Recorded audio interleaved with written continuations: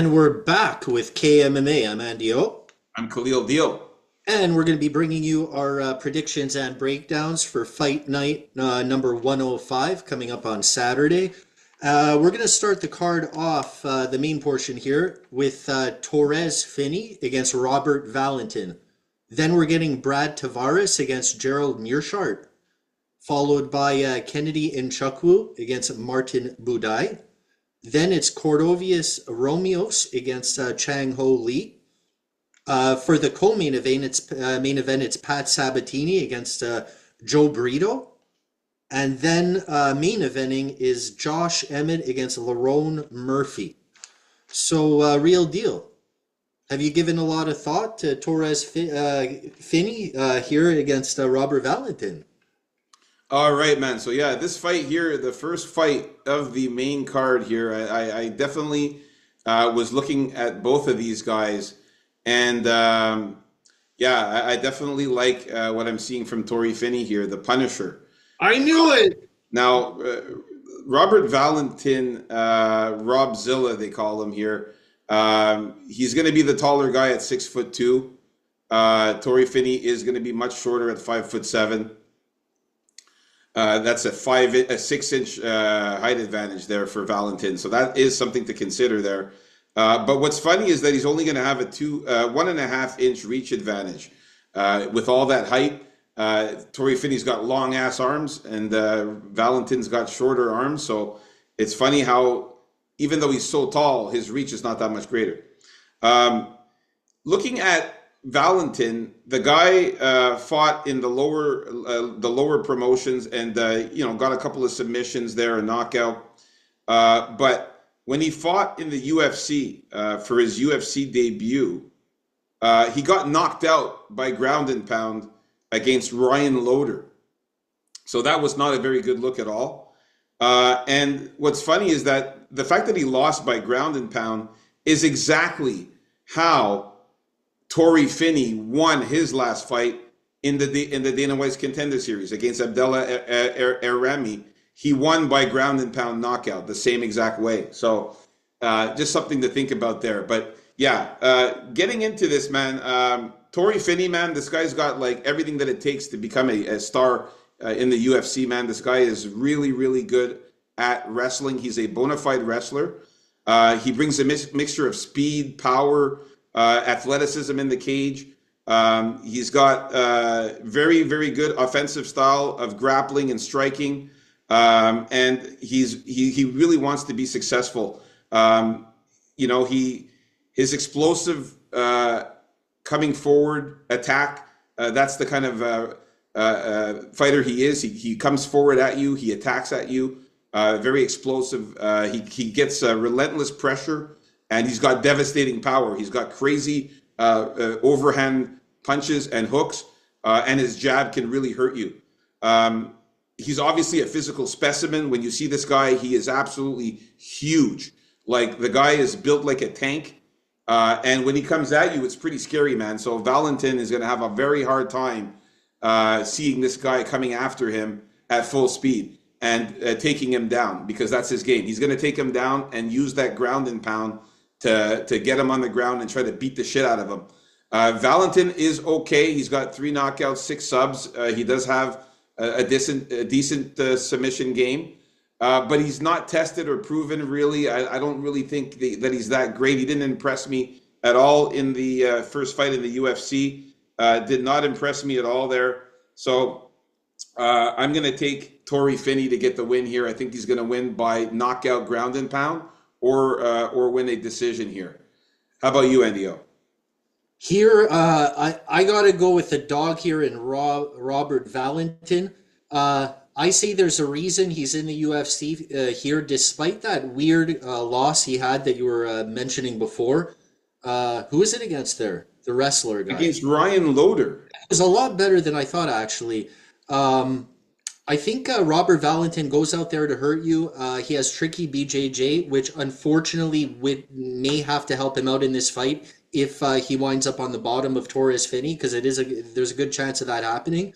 But I think he can move around more. I think he can avoid the absolute peak of Finney at the beginning of the fight here, up until Finney gets a little tired out. Don't forget, there's also a reason Torres Finney didn't make the UFC. It took him 3 attempts, I should say, in the Contender Series to make the UFC because he's just a lay and pray type of guy. He was just too boring to make the UFC, and he didn't get any more exciting. I get it, you just keep on winning. You're going to get let in eventually if you look like that, I guess. Not saying that he's not scary. Not saying that he can win his fight, but I say Robert Valentin's going to catch him with something hard, maybe cut him up at the beginning of the fight, make Torres Finney realize, oh, I'm in a real fight here, and make him more panicked in the way he continues the fight because it is his debut here, and Robert Valentin has those jitters out of the way. So give me Robert Valentin by knockout or sub, but I'm really limiting myself in calling for a sub here because it's gonna be very hard to sub this guy's neck. I don't He even has no neck. I don't even think that's possible. So let's look for a leg lock or an arm triangle, something like that, or a decision for Robert Valentin. And very good point you made there, NDO, about the fact that he did not get signed by Dana White in the 3 attempts of the Contender Series. The first time that he fought in the Contender Series, he actually got a rear naked choke submission on Yuri Panferov, and they still didn't sign him, even though he got that rear naked choke. They let him continue to fight. He got very discouraged, but then he came back and fought and won again. And then he went into the next Contender Series fight where he won a unanimous decision. They didn't sign him. They said that he's not active enough. He doesn't do enough. So then he came back again and beat Abdullah El Rami by knockout, ground and pound, where he showed Dana White that, hey, look at me. I deserve to be in the UFC. And he beat the shit out of this guy. So that's when Dana White signed him. Okay, I'll just say one little thing about that. Take it for what it's worth. This Abdel El Bami, very, very, very low caliber, in my opinion. There's a reason why he was able to do that to him. Just a little food for thought there. All right, so we're in a disagreement with the first fight of the main card. Unfortunately, I got Torrey Finney here winning by KO or decision. And you've got Robert Valentin here by finish. So let's move on up to the next one here. We got Brad Tavares against Gerald Meerschaert. I'm very curious to see who you got here, NDO, in this one. You know, this fight is very tricky in one sense because I know what I'm going to be doing with Gerald Meerschaert when it comes to the betting, and I'm also planning on doing some deep sea diving for this particular fight here coming up. But Looking for a pearl, I see here. Looking for those pearls, got the wetsuit ready this time and everything. Tavares, man, he's a guy that's never impressed me there. He's never been dynamic in there. The one thing he's had throughout his career is durability, and I think that's beginning to chip away. Is he a better striker than Gerald Meerschaert? Probably. Is he that much of a better striker? I don't think so. Like, Gerald Meerschaert has some very telegraphed hard kicks that are starting right about now, and by Saturday they'll get there. And when they do, and they hit you, if they do, they're pretty hard. And without even talking about the obvious threat that Meerschaert has is his subs. Okay, this is what's going to happen in that fight. Brad Tavares is gonna chip away a little at Meerschaert, hit him up a little more, but Gerald Meerschaert's gonna get his shots in there too, and he's gonna get that ground game going later in the fight. I'm talking second, third round, and I say he clamps on that sub, Gerald Meerschaert. I'm calling this fight right now, winging it. I wasn't certain who I was gonna call, but I'm going for Gerald Meerschaert to win this one by sub. All right, man. It's a tough one to call. Like, obviously, if like we talked about it, man, like, you know, submission specialists, you got to put a sprinkle on the submission, especially at the dog value that Gerald Meerschaert's coming in here, being such a submission specialist. You got to put a sprinkle on the submission. I don't know how many times I've cashed money with Gerald Meerschaert by submission. Ridiculous. And even last week, in the last week's card, we had that guy Daniel Miranda by submission. He almost got the submission on Jamal Emmers. I'm happy that Jamal Emmers won there, and I hit my brother ticket. But you know, it came close where Miranda almost subbed Jamal Emmers there in that fight. And this could happen here again. Gerald Meerschaert could get Brad Tavares to the ground and get a submission. It can happen.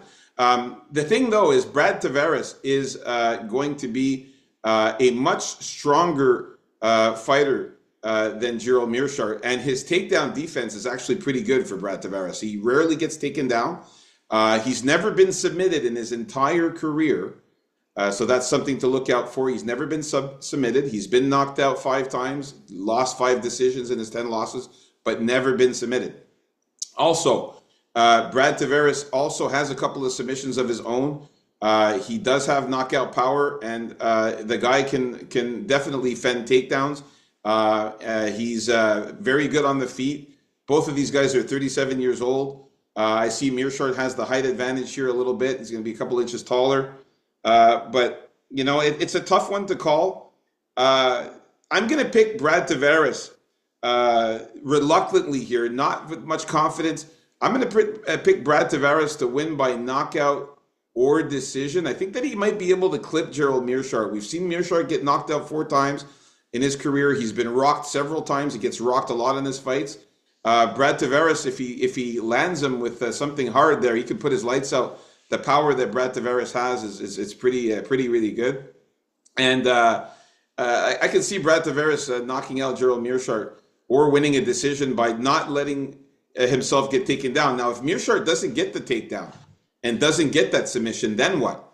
He's fucked. He literally has to get the submission in order to win this fight. If he doesn't, I don't see him winning the fight at all. And he'll grab his neck from behind on his feet. Well, that's what I'm saying. He has to get a submission. So if he doesn't get the submission, I think that Brad Tavares can come away with the decision just by outstriking him, outlanding him in strikes. He's going to be throwing way more volume, way more punches and kicks. I think it'll slow down Meerschaert. And Meerschaert's going to have a hard time taking down Brad Tavares. He's one of these guys that's very hard to take down. But it doesn't look good, his record, okay? Like, he's lost 4 out of his last 5 fights, losing that split decision to Jung Young Park. And, you know, RoboCop knocked him out. But these are high-level fighters. Bruno Silva knocked him out as well. And Dricus du Plessis won a unanimous decision. So you can see that the level of fighters that Brad Tavares has fought are high-level guys. The last win he had was against Chris Weidman. Not that great of a win there. But look, I'm saying this with low confidence. I'm going to pick Brad Tavares, but you bet your ass I'm having a sprinkle on Gerald Meerschaert by submission. I just have to do it. But the pick will be Brad Tavares. Not much confidence there. I just think he outlands and outvolumes Gerald Meerschaert and fends off the takedowns, and that's why I think he's going to win. If he doesn't fend off those takedowns, he's fucked, Brad Tavares. He's going to get submitted.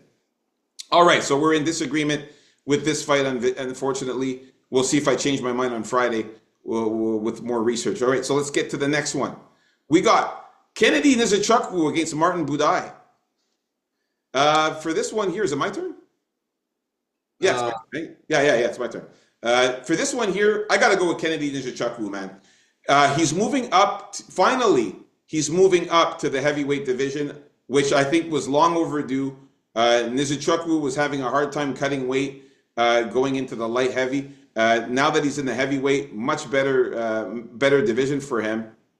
I think he's going to have success here. Martin Budai, man, he's one of these guys who just, you know, trods along, moving forward, tries to get you in the clinch on the against the cage, tries to give you some knees, punch you against the cage. Where he's at his best, man. It's true. Try to use his clinch game every single time. That's what he does. But he trods and he moves forward slowly, and he doesn't really throw much volume. Against a guy like Kennedy Nzechukwu, that's not going to work. Kennedy Nzechukwu is faster, more athletic, moves around quicker. He's got great jabs, great punches. These guys are going to be the same height, but Nzechukwu is going to carry a 3.5-inch reach advantage, which he's going to use very good. Sorry, not 3.5-inch reach advantage. My bad there. It's more than that. It's a 6-inch reach advantage. My bad. So he's going to have a 6-inch reach advantage in Nzechukwu, and he does use that very well. He likes to stay at a nice distance from his opponent, throws some leg kicks, throws that nice jab that he has, that nice left and right jab, and he's going to clip up Martin Budai and piece him up on the feet with those punches and those jabs. Martin Budai is just going to get hit in the face. You're going to see his head go back like this all the whole fight long, trying to trot away and try to move forward on Nizuchukwu, and he won't be able to get in that distance. I think Nizuchukwu wins this fight by knockout or submission. I think he knocks out Martin Budai or submits him. He does have some sneaky subs there. And I think he finishes Martin Budai here in a violent, nasty fashion here by knockout. Yeah, I think Nchukwu is going to be able to stay from Budai here. He's going to really have to use the stick and move. Well, he doesn't have to, but I think it would serve him best if he does, because Budai is, as you said, he's a clincher. That's his path. Clinch you up, knee you, elbow you, put you up against the fence. But the thing he hasn't been doing is he hasn't been doing any of this with urgency, as you kind of alluded to there. It's like he doesn't want to go for the win in there. He doesn't feel like it's important or something like that. And unless he realizes that that's what he has to do, and he seriously has to get Kennedy up against the fence and do some damage, I don't think he's going to win this fight unless he doesn't do that, as if his life depended on it here. When I saw that Nchukwu was moving up in weight, it gave me like a bad flashback memory to the other guy that moved up in weight not too long ago that completely shit the bag, and I picked against Waldo. He fought Waldo there, remember? Yeah. Who am I thinking of? I forgot now too. I don't even want to remember his name because I never want to see him again. And then I'm like, oh, It was against Ryan Spann. yeah, and I'm like, oh no, maybe Nchukwu here is gonna like shit it up at heavyweight because he's gonna get lazy and not care that he has to cut weight anymore. But we're talking about a guy Budai doesn't really seem to care that much himself. So yeah, give me the better athlete, the more skilled guy, the better striker, more power, I think, in Nchukwu here to get the knockout or decision. Yeah, and also now Martin Budai is finally fighting somebody his own size at 6'5" there. Also, one thing I wanted to throw this in, some MMA math for y'all. Budai beat Lucas Brzeski by split decision, but Kennedy Nizuchukwu beat Lucas Brzeski by knockout. So just a bit of MMA math there for you, to lean more towards Kennedy Nizuchukwu here to win. All right, let's move on up to the next fight here. All right, we got Cortavius Romeus against Chang Ho Lee, or as Andy O likes to call it, coronavirus. Corona, first time I saw it, quick, it was coronavirus. Coronavirus against Chang Ho Lee here. Well, here, with good old Cordo here, the main thing about him is that I don't think he's strong enough. And I think against a guy like Lee, who already has a few inches on him, that's going to be bigger than him, is going to be able to outpower him when he gets to those scrambling situations. Ho Lee I like because he's another one that fights for your money. When he grapples, he scrambles. He'll always look to get the upper position on you and not accept positions. And I also think that to be good, he's gonna have to clinch up and to get him on the ground, because Cordovirus here has to work on his striking. Like Chung Ho Lee also has to work on his striking, but not as much as Romeos here. So give me the guy that seems to want to fight more for your money. The fight that he's fought tougher fights, I also think. Like that last fight he fought, I'm not sure if it was like the contender series for these guys coming out of him. It was the road to UFC for Chang Ho Lee. That's right. Like if you remember this fight, that was a tough, grindy fight, man, and he never gave up on his positions, and he fought out of everything. Yeah, it was against Long Zhao, who's actually pretty good. Yeah.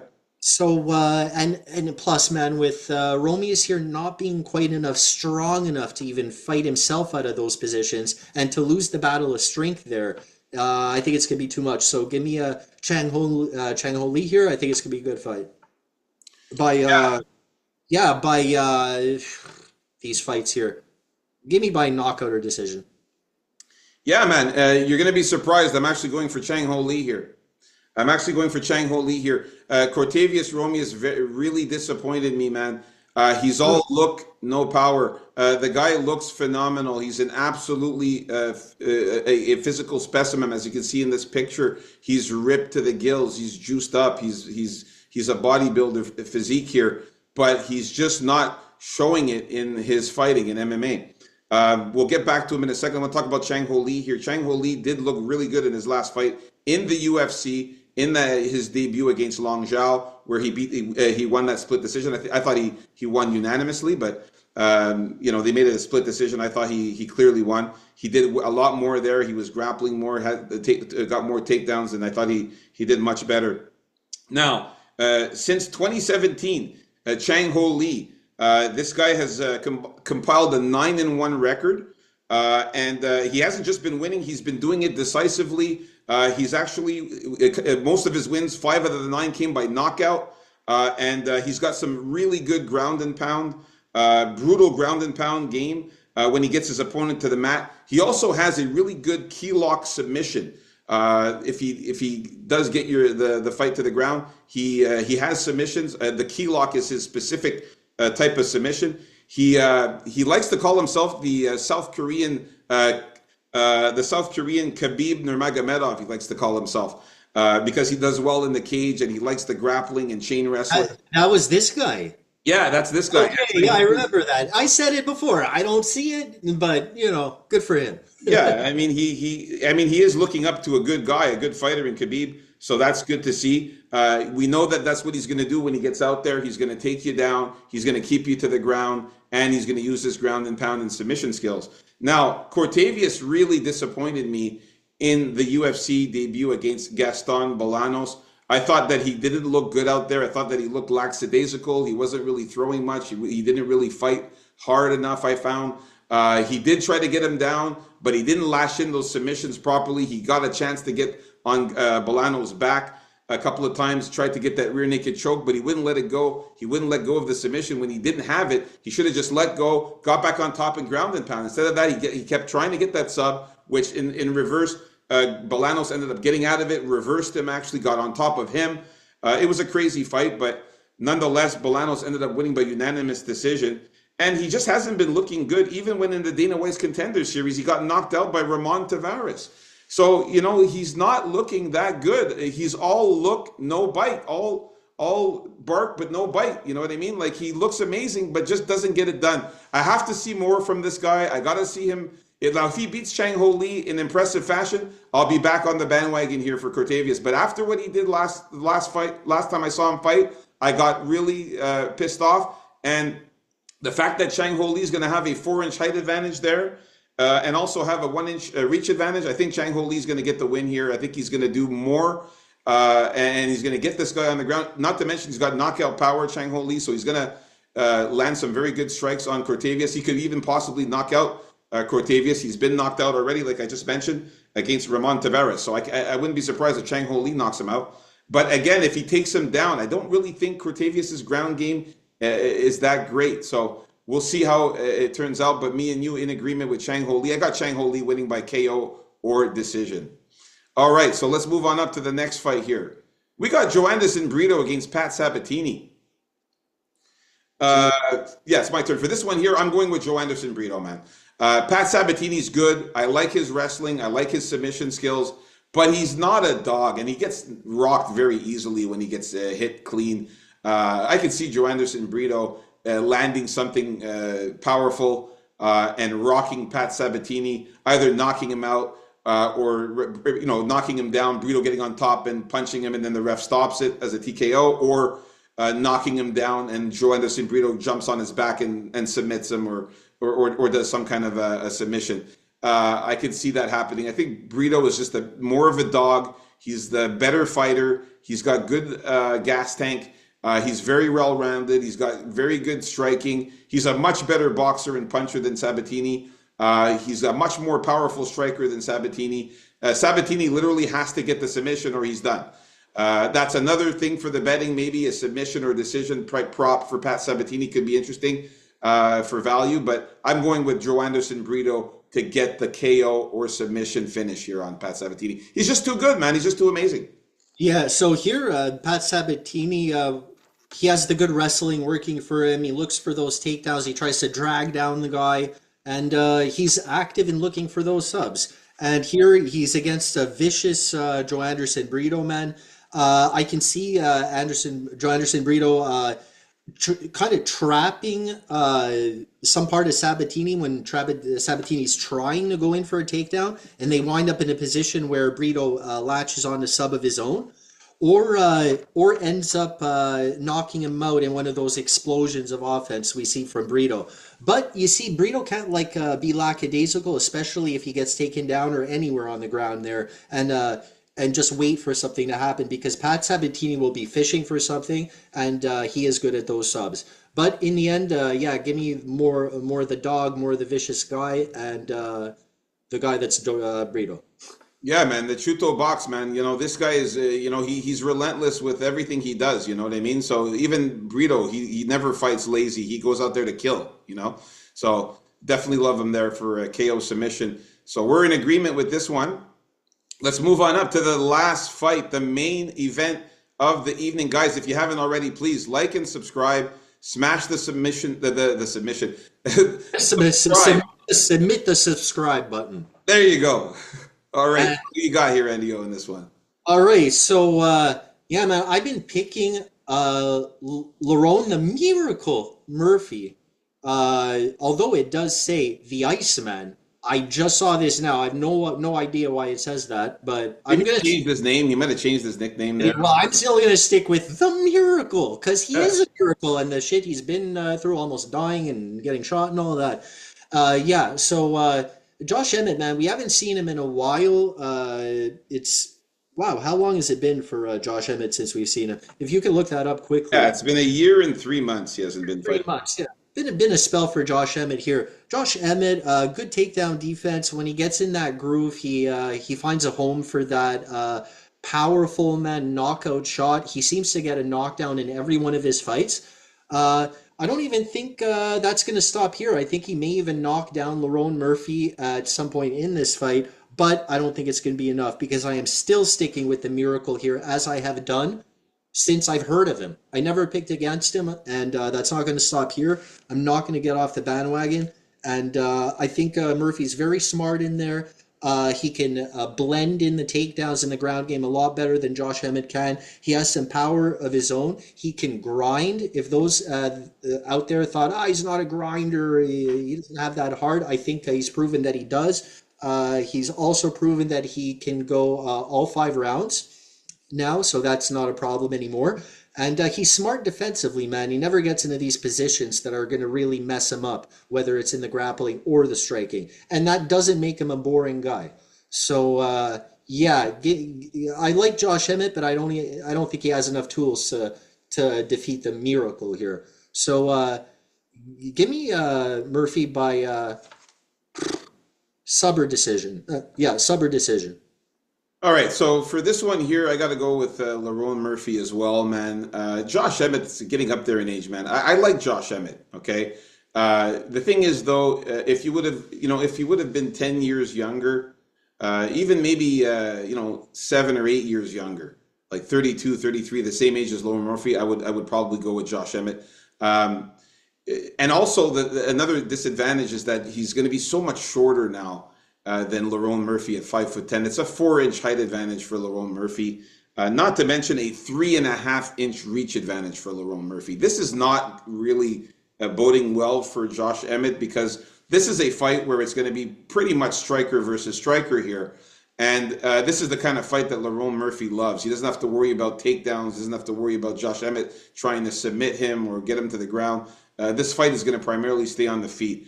And the fact that he's got that 3.5-inch reach advantage, I could see Lerone Murphy keeping his distance, throwing his leg kicks, jabbing, throwing those nice right hooks, those punches, surprising Josh Emmett with maybe a couple of left hooks as well.